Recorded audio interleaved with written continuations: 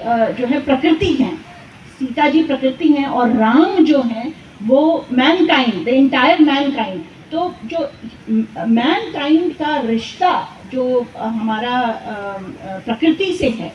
तो राम सीता का जो रिश्ता है, पुरुष का जो रिश्ता है प्रकृति के साथ, तो ये एक सिविलाइजेशनल पर्सपेक्टिव भी है। तो निश्चित तौर पे जो है आज के परिप्रेक्ष्य में एक मजबूत सांस्कृतिक संवाद, एक आध्यात्मिक संवाद के अलावा देखने को मिलता है, एक धार्मिक संवाद के अलावा देखने को मिलता है और इतने शोध आयामों को जन्म देता है। जैसे कि अभी हम लोगों के पहले सेशन में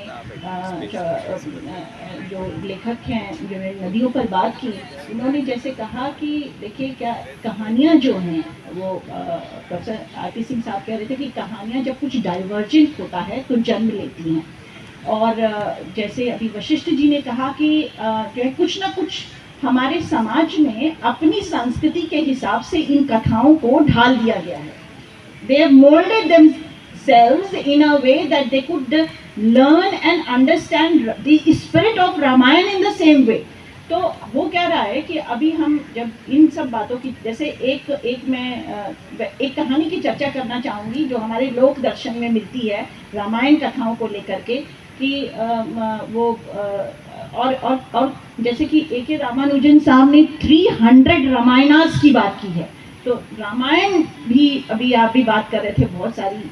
उसमें बातें हैं। तो एक जगह जब ये संवाद लोक दर्शन में मिलता है जहाँ पर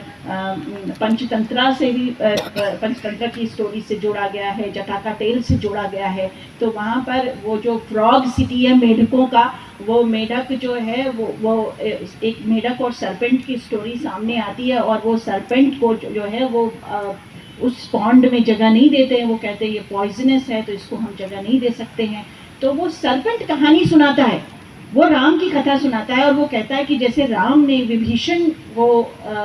जो है एनिमी को जगह दी, तो हमें जो है ये जो सब कुछ माफ़ करके और किसी को आत्मसात करना, ये जो संवाद निकल करके आया, तो ये देखिए ये जो लोक दर्शन में हमको देखने को दृष्टांत मिल रहा है, ये ऐसे आख्यानों और वृत्तांत को बताते हैं जो न केवल धार्मिक बल्कि